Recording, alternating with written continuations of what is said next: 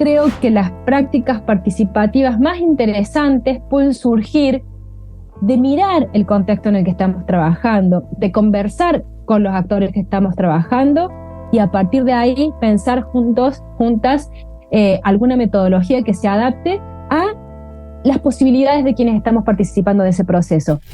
Eval Participativa, el podcast.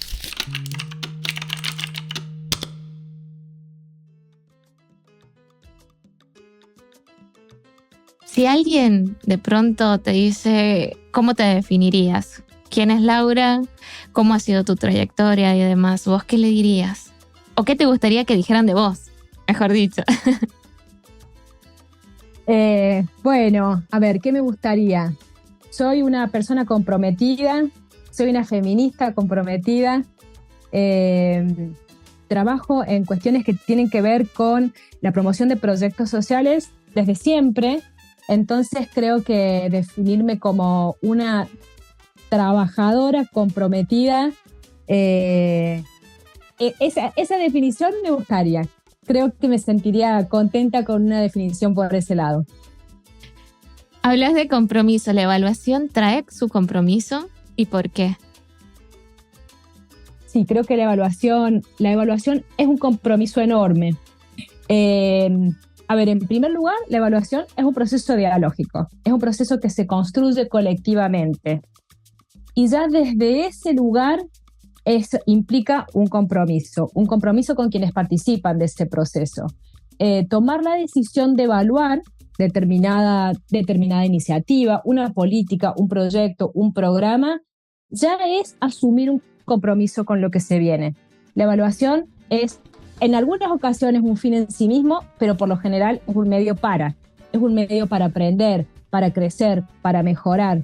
Y eso implica un compromiso de quienes nos involucramos en estos procesos para justamente llevar adelante y poder motorizar esos procesos que vienen después de la evaluación. Entonces creo que sí, que es un compromiso por todos lados. ¿Requiere el mismo compromiso una evaluación convencional a la participativa o hay una que tiene más compromiso que otra? No, creo que claramente una evaluación participativa implica ir muchísimo más allá de una evaluación convencional. En primer lugar, por el por qué. ¿Por qué hacemos una evaluación participativa? Hacer una evaluación participativa implica justamente que muchos actores sean parte de. No implica que los consultemos en un proceso, no implica que les hagamos preguntas que se les ocurrió una parte y se la vamos a hacer a la otra parte para que respondan nuestros intereses de información. No, implica construir colectivamente, en primer lugar, qué es lo que nos interesa saber y en segundo lugar, las respuestas a esas preguntas. Entonces esto de ser parte de hace que todos tengamos un compromiso mucho más fuerte, en primer lugar, con el otro, con la otra, con quien está participando de este proceso. Asumir que en estos procesos pueden existir relaciones desequilibradas de poder que necesitamos reconocer y que necesitamos de alguna manera poder sopesar y poder compensar. Y a partir de ahí, un compromiso con lo que se hace ahora, con las metodologías que vamos a implementar para poder generar este conocimiento compartido, con las formas que vamos a habilitar para que esa participación tenga lugar. La participación no tiene lugar de una manera espontánea muchas veces. Necesitamos habilitar esa participación. Y por supuesto, un compromiso con lo que viene después. Un compromiso y una responsabilidad. Uh-huh. ¿Y cómo sería ese compromiso con lo que viene después? Ahí creo que, en primer lugar, es poder pararnos en este lugar de, bueno, ¿qué es lo que funciona? ¿Qué es lo que no está funcionando? ¿Cómo podemos, a lo mejor, modificar ciertas prácticas que necesitamos modificar para que una intervención mejore? ¿Y cómo lo hacemos generando consensos con el resto de actores implicados? No es un proceso unilateral, una evaluación participativa. No lo es, ni en la propia instancia evaluadora. No lo debe ser antes, porque acá vuelvo a retomar como comencé. la participación empieza con que todos podamos formar parte de formular las preguntas. No tiene que ver con responder solamente, sino poder formular las preguntas. ¿Cuáles son los temas que nos interesan? Es decir, desde la propia génesis del proceso, la participación se expresa o no se expresa. Y a partir de ahí, luego viene el propio proceso evaluador, en donde debemos habilitar esta participación, y luego viene bueno, ¿qué hacemos con esto, no? Muchísimas veces hemos asistido a procesos en donde termina la evaluación y la evaluación, quien comisionó esa evaluación la recibe y la guarda en un cajón y ahí termina, cuando en realidad sabemos que ahí es donde tiene que empezar. Entonces el compromiso también se tiene que expresar en esa fase siguiente, en el día después, en donde ya sabemos que hay cosas que funcionaron, que no funcionaron, que podemos mejorar. Bueno, ¿cómo lo hacemos? ¿Cómo participamos todos de este proceso? ¿Cómo aprendemos todos de este proceso? ¿Y cómo asumimos responsabilidades? La participación también es responsabilidad. No es simplemente formar parte de una partecita del proceso y luego me voy. No. También es esta responsabilidad de estar ahí, de sostenerlo, de generar lo que tengo que generar para que otros actores que están involucrados en este proceso también puedan avanzar con sus propias actividades, con sus propios procesos de mejora. En este sentido, es una práctica dialógica desde su génesis hasta el fin. Y no sé si realmente podemos hablar de un fin, porque siempre sabemos que la evaluación es parte de ciclos mucho más amplios de aprendizaje, que probablemente empezaron antes de la intervención que estamos evaluando y van a ir hasta mucho después. Cuando iniciaste tu intervención, de pronto dijiste, me gustaría, soy feminista, militante feminista y trabajadora comprometida. Desde Eval Participativa nos preguntamos, ¿la evaluación participativa es feminista? Yo creo que sí. Totalmente. Una evaluación feminista, y aquí creo que es importante marcar una diferencia con la evaluación con perspectiva de género. La evaluación feminista va mucho más allá de pensar la evaluación o los datos que surgen del proceso evaluador desde cómo impacta distintos géneros. La evaluación feminista tiene que ver con poder mirar y poder tener un propósito claro de identificar desequilibrios de poder que se producen entre los géneros, identificarlos, ponerlos sobre la mesa y que la propia evaluación sea un camino para poder contrastar, para poder interpelar esos desequilibrios de poder. En ese sentido, la evaluación participativa tiene un fin bastante similar. Esto de ser parte de también tiene que ver con habilitar mecanismos para que esos desequilibrios de poder que sabemos que existen, de alguna manera, los podamos reconocer y podamos pensar mecanismos para morigerarnos, aunque sea un poco. Entonces, creo que ahí van bastante de la mano, no podemos pensar una sin la otra. Constantemente hablas de desequilibrios de poder. En esta evaluación participativa, de pronto hay una horizontalidad, ¿se nota o no? Sí, hay una horizontalidad, pero esa horizontalidad creo que es el horizonte. Esa horizontalidad creo que la podemos lograr si es que implementamos los mecanismos necesarios para que esa horizontalidad exista. De otro modo, esa horizontalidad de por sí sola muchas veces no se da. No se da porque hay muchos actores que participan de las intervenciones que no manejan la misma información que manejan otros actores, que no tienen el mismo acceso a determinados recursos que tienen otros actores, que a lo mejor manejan otros conocimientos, otras epistemologías, y que por lo general, desde nuestro modo de ser occidental, nos cuesta respetar esas otras miradas, esas otras cosmologías, esas otras epistemologías. Entonces, esa horizontalidad creo que es un horizonte que perseguimos y que para que se logre tenemos que habilitar, tenemos que poner los mecanismos necesarios. De otro modo, es muy difícil que suceda de manera natural. Creo que para poder llegar a ese horizonte en donde a lo mejor podamos hablar tal vez de una igualdad de oportunidades en términos de participación, lo primero ahí es reconocer las diferencias. Si no reconocemos las diferencias y las dificultades y las grandes barreras que hay para la participación, es muy difícil que podamos pensar en procesos que realmente sean participativos en términos de somos todos parte de. Perfecto. Y me das pie justo como para preguntarte, ¿cómo se legitima a la evaluación participativa? No sé si es cómo se legitima, pero creo que para que realmente exista un interés por parte de distintos actores por la evaluación y por participar en un proceso evaluador, es absolutamente necesario que cada actor vea reflejado en ese proceso sus intereses. Si voy a participar de un proceso que sinceramente no responde a ninguna de las preguntas que tengo, que no tiene que ver con mis intereses, que no me va a llevar a ningún lado, que no me va a generar un aprendizaje que me va a ser útil en mi vida diaria, es muy difícil que tenga yo interés en esa evaluación y que para mí sea un proceso legítimo. Básicamente va a ser una formalidad. Muchas veces hay muchos actores que participan de estos procesos porque es una formalidad. Entonces creo que en poder permear el proceso evaluador con los intereses de los principales actores involucrados es clave para que esto sea un proceso participativo y un proceso querido, deseado y en el que todos vamos a aportar porque nos va a generar un aprendizaje que luego nos va a permitir mejorar. Perfecto. Esto necesito preguntarlo porque es verdad, se nota en tu discurso que realmente sos comprometida con el proceso evaluador. ¿Cómo iniciaste? ¿Te iniciaste en la evaluación? Y bueno, y después, ¿cómo fue con la evaluación participativa y demás? Bueno, yo me inicié en la evaluación hace muchos años. Yo soy politóloga.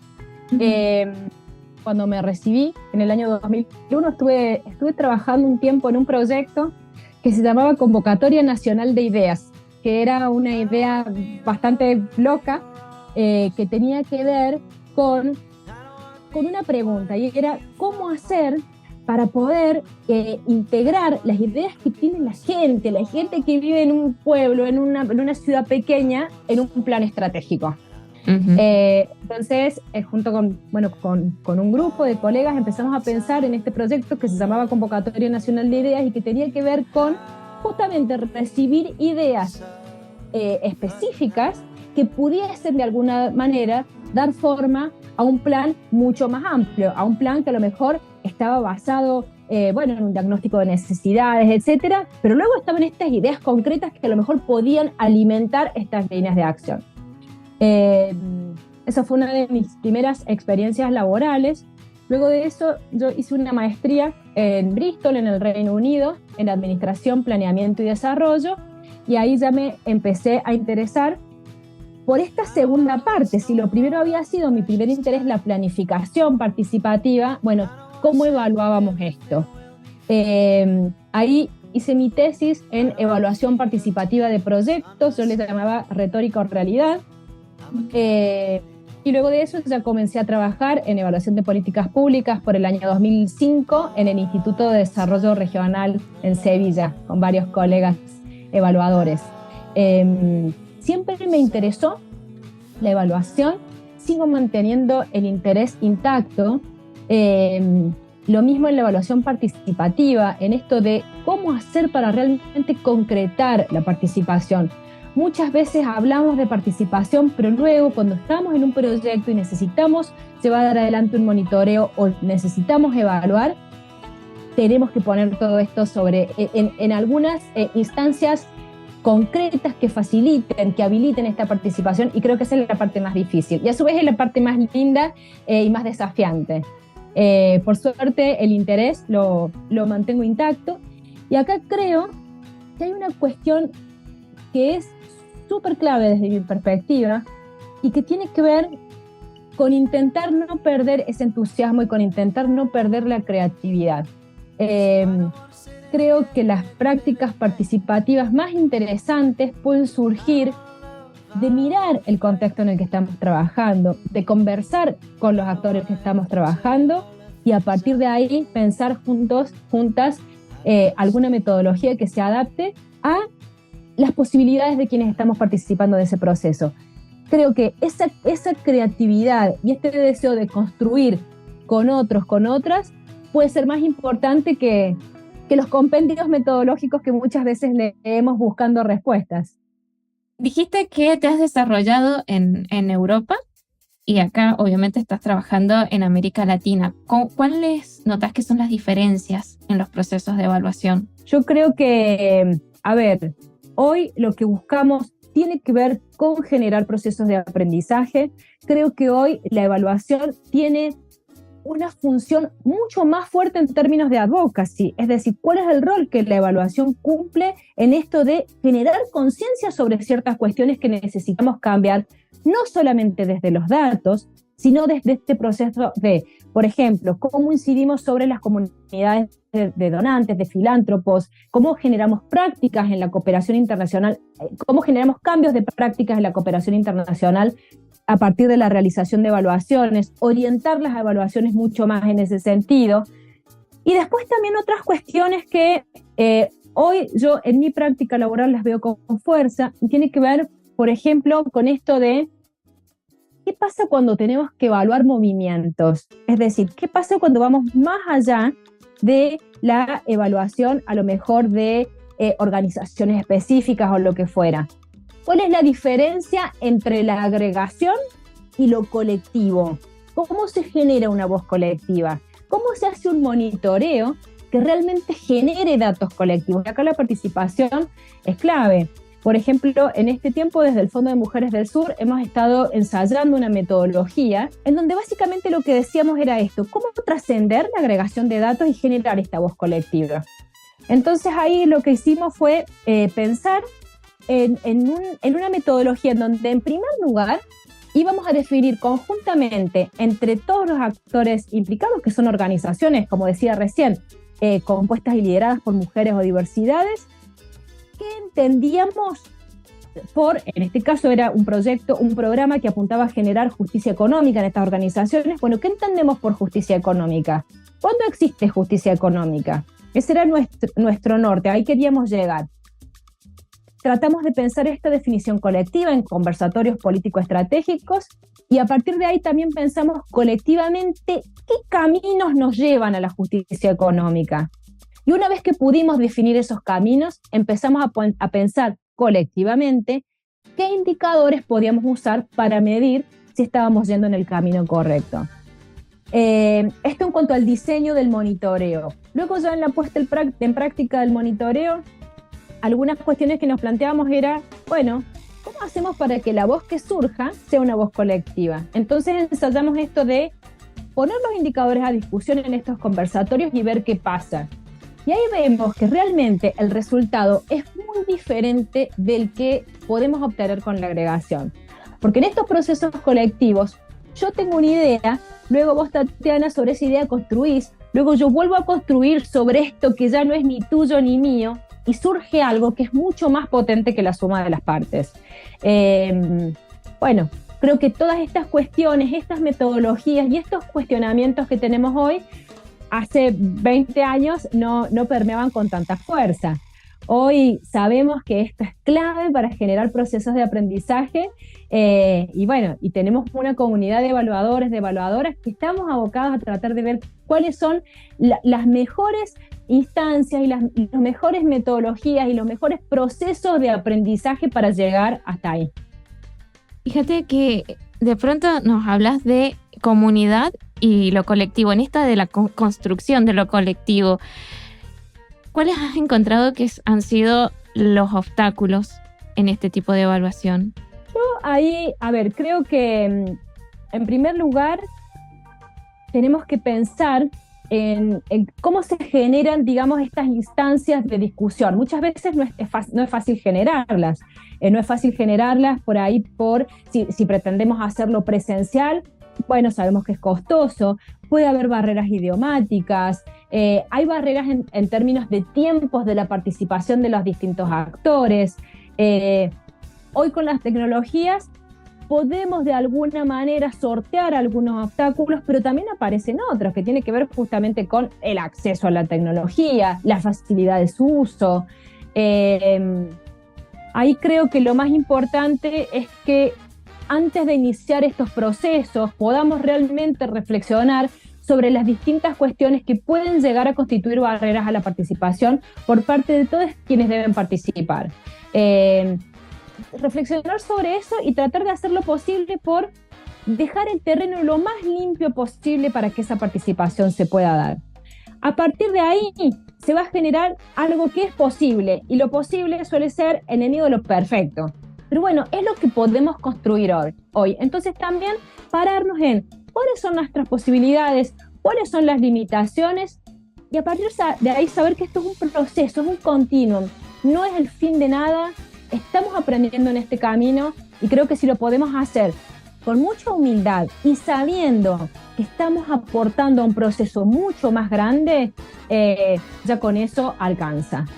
Esta experiencia que te contaba recién del monitoreo participativo, del monitoreo colectivo, la verdad es que fue una experiencia hermosa.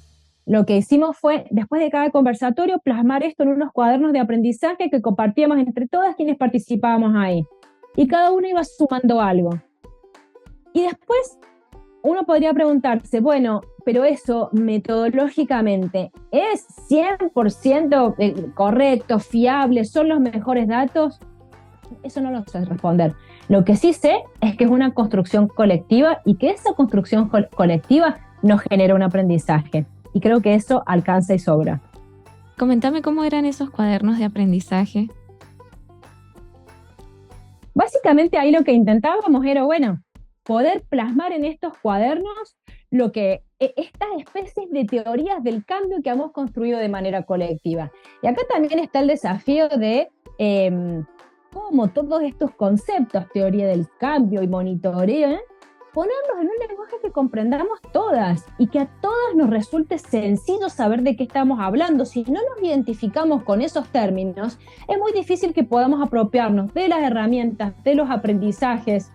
Entonces, bueno, hablábamos de esto de a dónde queremos llegar y cuáles son los caminos para llegar ahí. En estos cuadernos de aprendizaje intentamos hacerlos lo más gráficos posibles, con caminos, con figuras. Y la verdad es que quedaron unos productos súper lindos, súper interesantes, y que nos permiten seguir creciendo. Son, de alguna manera, testimonios de este camino de crecimiento. Y no aspiran a ser más que eso. Muchas veces aspiramos a generar unas herramientas que sean sumamente potentes. No, documentemos el camino y tratemos que esto nos sirva para aprender. Eso sería como la meta. Me encanta porque hablas mucho de aprender, y justamente lo que nos lleva a preguntarte que ante todo este panorama, ¿cuáles son los grandes desafíos en la formación de los futuros evaluadores y evaluadoras, o incluso de aquellos y aquellas que ya están trabajando en evaluación? Uh-huh. Yo ahí creo que uno de los grandes desafíos que tenemos, tanto evaluadoras y evaluadores emergentes como nosotros, quienes venimos hace muchos años implementando, aprendiendo, poniendo en práctica la evaluación, tiene que ver con cuestionarnos métodos, fórmulas, metodologías que hemos aprendido antes. Y a partir de ahí, pues, cuestionarlo permanentemente e intentar reconstruir desde la necesidad actual, desde esta necesidad colectiva, desde las posibilidades, desde el sentido común. Creo que a veces no es tan difícil que lleguemos a algunos escenarios en donde parece que existiera una especie de fundamentalismo metodológico. Bueno, ¿cómo salirnos de ahí y cómo poder cuestionar todas estas cosas para saber si realmente lo que estamos haciendo está sirviendo para lo que tiene que servir? Para nada digo abandonar preceptos que nos han acompañado en este camino durante muchísimos años, pero sí cuestionarlos. Y acá, por ejemplo,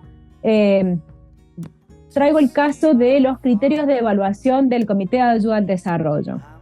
Cuando hablamos de eficiencia, la eficiencia como esto de poder conseguir los resultados al menor costo posible. Bueno, ¿cuáles son las otras miradas que tenemos que tener en cuenta cuando hablamos de eficiencia? ¿Qué pasa con el enfoque de derechos de quienes están, o con el respeto de los derechos de quienes están involucrados en estos procesos? ¿Estamos respetando esos derechos por ir a este menor costo? ¿Cuáles son los límites del menor costo? Bueno, poder hacernos muchas preguntas en torno a cuestiones que nos han acompañado muchas veces y que las tenemos muy adentro. Bueno, cuestionarlo permanentemente para ver si realmente estamos llevando adelante una evaluación no solo que nos permita aprender, sino una evaluación que en el camino visibilice desequilibrios de poder, visibilice faltas de acceso a derechos, bueno, que realmente sea una evaluación que empodere a quienes estamos participando del proceso. Hablas de empoderamiento y y más allá de que de pronto uno o una se enamora del proceso, justamente esto de, bueno, existe la posibilidad de hacer evaluación y lograr que los participantes justamente logren ese empoderamiento. Te hago esta pregunta. Si hoy tenés que hacer un punteo de aquellas cosas que le querés decir a los evaluadores o evaluadoras emergentes que se están formando y demás, ¿cuáles serían las sugerencias, los conceptos claves y demás que quieras puntualizar? Yo ahí creo que hay dos cosas. En primer lugar, dos cosas entre muchas, pero son dos que se me ocurren ahora. En primer lugar, que nunca perdamos en todo el camino, tratemos de no perder esta idea de que nuestra mirada de la realidad es una mirada que tiene muchísimos sesgos y que hay muchísimas otras miradas de la realidad que también son válidas. Que tratemos de siempre que esa idea nos acompañe y que, vinculado a esto, que también nos acompañe siempre la pregunta, reivindicar el rol de la pregunta. No tenemos todas las respuestas como evaluadores. Creo que nuestro rol como evaluadores, como evaluadoras, es mucho más importante si podemos avanzar en esto de cuáles son las preguntas que tienen que estar presentes, sabiendo que nosotros no vamos a tener todas las preguntas correctas, muchísimo menos las respuestas. Entonces, abrir el juego, poder abrir el juego en todas las instancias. Muchas veces cuando se habla de evaluación participativa, focalizamos mucho en la evaluación cuando la evaluación ya inicia, en el proceso de evaluación. ¿Qué pasa con la fase anterior? ¿Qué pasa, por ejemplo, cuando armamos los términos de referencia? Poder pensar en involucrar a otros actores en el diseño de los términos de referencia es clave. Uh-huh. Armamos esas matrices de evaluación que solemos plasmar en los términos de referencia. Resulta que esas matrices tienen las preguntas de un solo actor. Entonces, ¿cómo hacer para traer todas estas otras miradas, todas estas otras preguntas a ese proceso de diseño? Si en ese proceso de diseño logramos traer todas estas miradas, todo lo que viene después va a tener muchísima más utilidad para todas las partes involucradas. Perfecto. De pronto se me ocurre, ¿cuál fue o consideras en todos tus años de formación y de realizar, en realidad en toda tu carrera, cuál fue la experiencia clave, esa experiencia que te haya marcado? A ver, yo participé cuando inicié en este camino en una evaluación de una iniciativa que se llevaba adelante en Europa y participé de la evaluación del capítulo español que se llamaba Iniciativa Comunitaria Equal. Creo que mi participación en Equal, que tenía que ver esta intervención con justamente tratar de generar oportunidades para muchísimos grupos, para muchísimos colectivos que en ese momento a lo mejor no estaban en una situación de igualdad de oportunidades que otras personas en términos de acceso al mercado de trabajo principalmente. Para mí la participación en ese proceso evaluador, que fue un proceso muy largo porque tuvimos evaluaciones intermedias, evaluaciones finales, evaluaciones de los procesos de partnership que se habían generado en el marco de esta iniciativa, evaluaciones de resultado, de diseño, bueno, etcétera.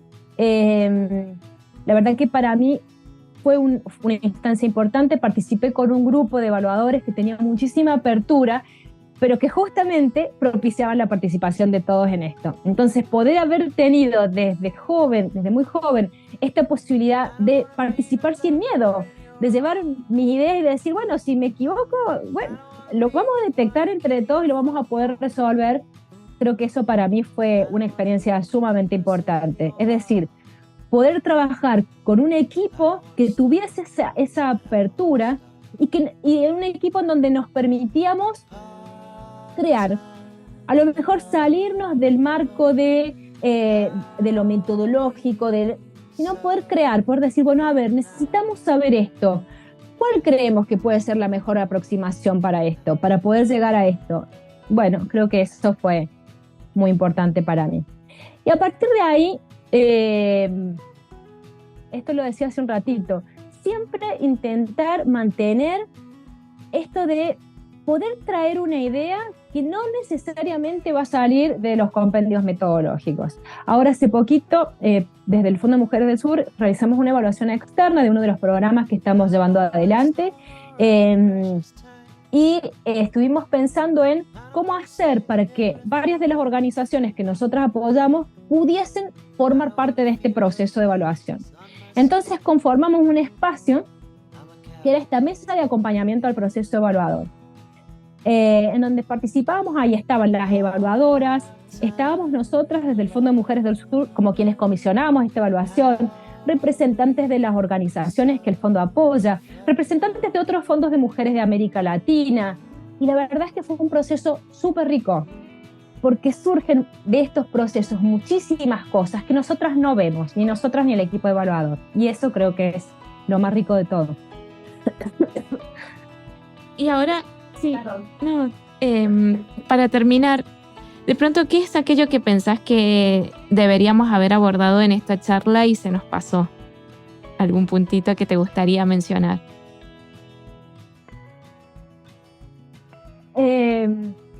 Creo que fuimos por ahí recorriendo varias cosas. Vos me preguntabas por las similitudes entre la evaluación participativa y la evaluación feminista. Yo te decía que creo que las dos van de la mano, que no hay una sin la otra. Creo que la evaluación decolonial también tiene mucho que ver con esto.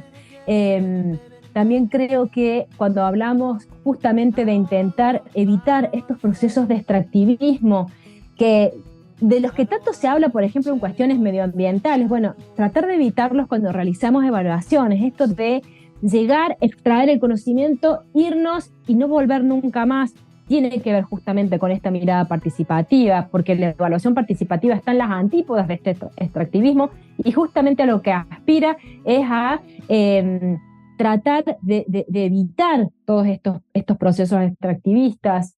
En este sentido creo que hemos ido recorriendo estas cuestiones, entonces me parece que todo esto está.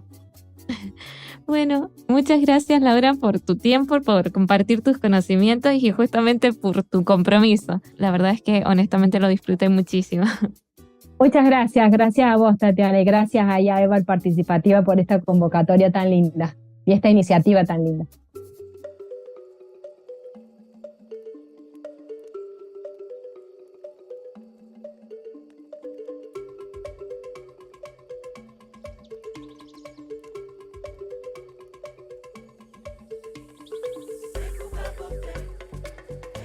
Porque